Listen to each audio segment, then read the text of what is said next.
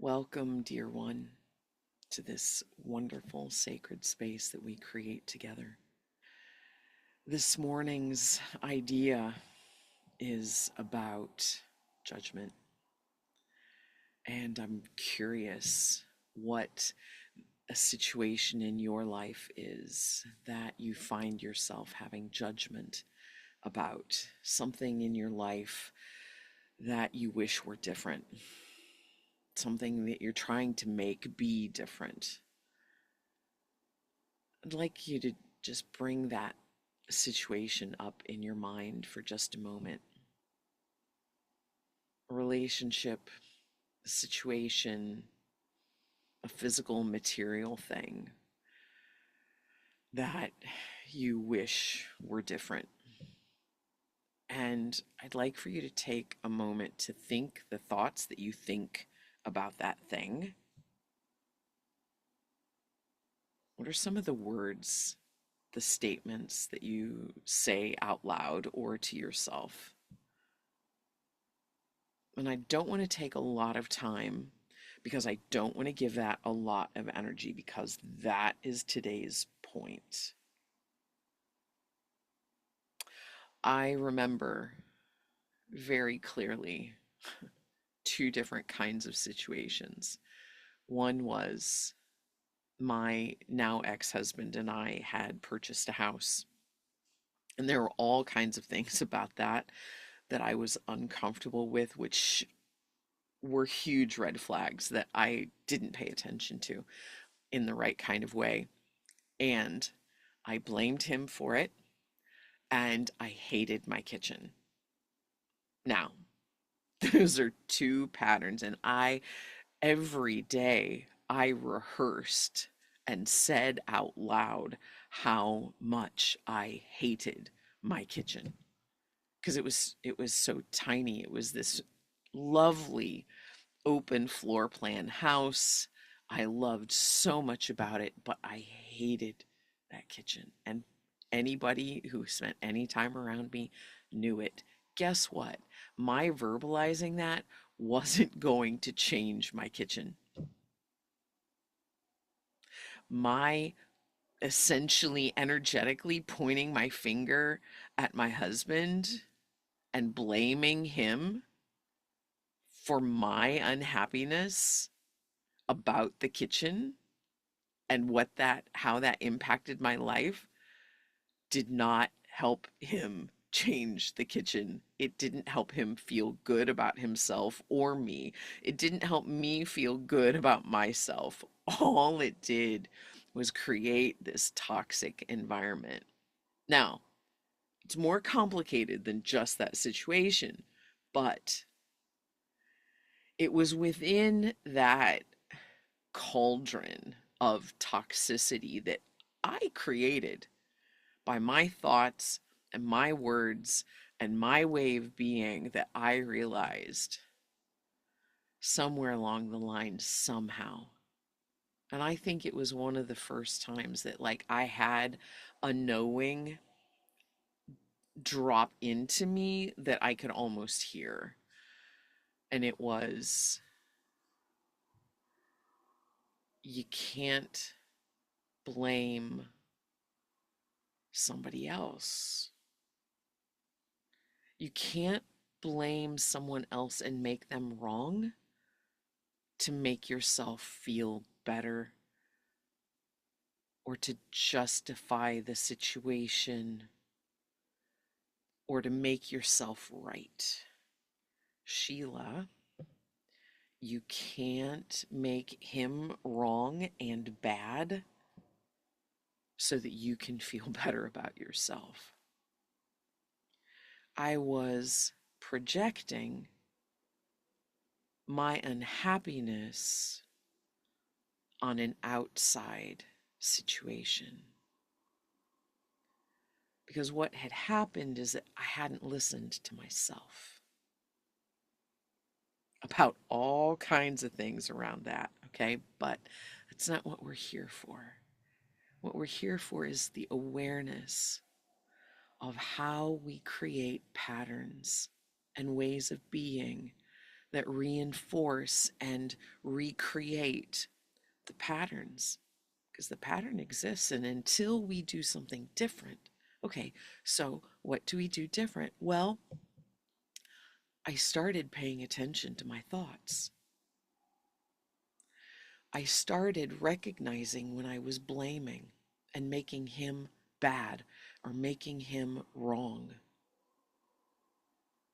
because I was just miserable because I had gotten myself into something that I had no business being in. And I had to learn to take responsibility for my part. And I learned to pay attention to my words over time.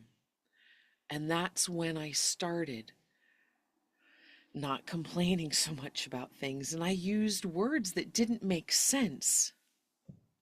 I say this phrase. I say this phrase to remind myself. I still say the phrase, and to remind myself to change my energy around things. Something will happen, like the first time, thankfully the only time, that the smoothie has blown up and out of the blender all over me when I needed to leave the house in like 3 minutes or 5 minutes ago. Everywhere. Smoothie with chia seeds and grapes, I think, or blueberries. So, it was potent.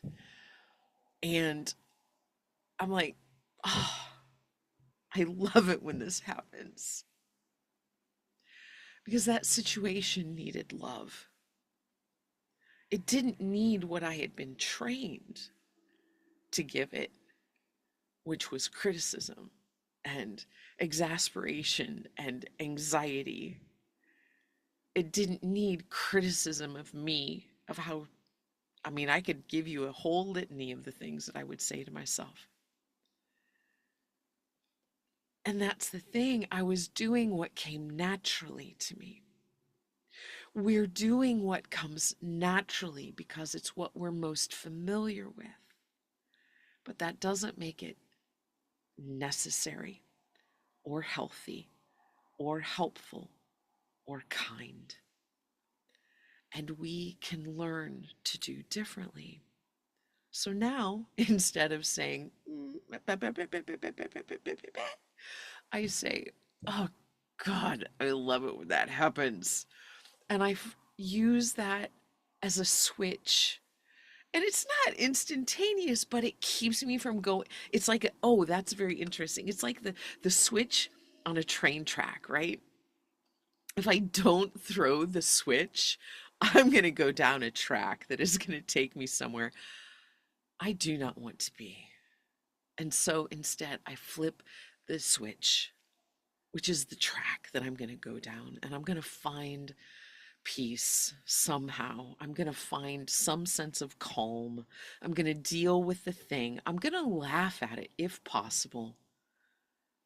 And I'm going to find a way to love, because that situation needs love. I need love for my part in creating this situation. And I cannot change another person, but I can change me. I can change my experience. I can change my words. And if I do that, the situation is going to change. And it's going to be from my choice. It's not going to be from complaining or anger or all of those unpleasant emotions and energy that's around that. It's going to be, I don't like this situation. I want it to be something different, and I'm going to focus on the different that I want. And I'm accepting this situation, this person, this environment in this moment because I am big enough to do that. I have sovereignty. I am responsible. I set my rules. It is my responsibility. And I'm changing this. And I'm choosing the energy that I'm giving into it And I'm not going to judge or criticize. I'm going to judge and discern. I'm going to discern what's better. I'm going to focus on what I want and not just on the discrepancy between what I want and what I seem to have. Not that, because that's like that judgment, right? And the criticism, but rather, this is what I want. And I'm creating this. And by the way, one of the greatest tricks is to not think that you have to get from what you have to what you want in a linear way. Because it's very likely that what you have cannot get you directly what you want. That house and the situation that we were in was not going to become what I wanted it to be. I got rid of a lot of things. I don't yet have the kitchen that I desire, but it's coming. I'm creating the thing. I know that I am. And how things appear in this moment is not what my future will be. That is a given. The question is, will I create more of what I've created in the past, or will I create something new from a point of love? And I, for one, choose love. And I'm curious for you, when you understand your sovereignty, your power, your ability to choose different, to show up different, to use different words, to apply love to yourself, to listen to your heart better. How can your life morph and manifest something totally different and totally within the realm of your heart? This is what I desire for all of us today. I know you do too. Thank you for sharing this time with me. Wishing you peace, love, joy, and happiness. So it is, so it is, so it be. Namaste.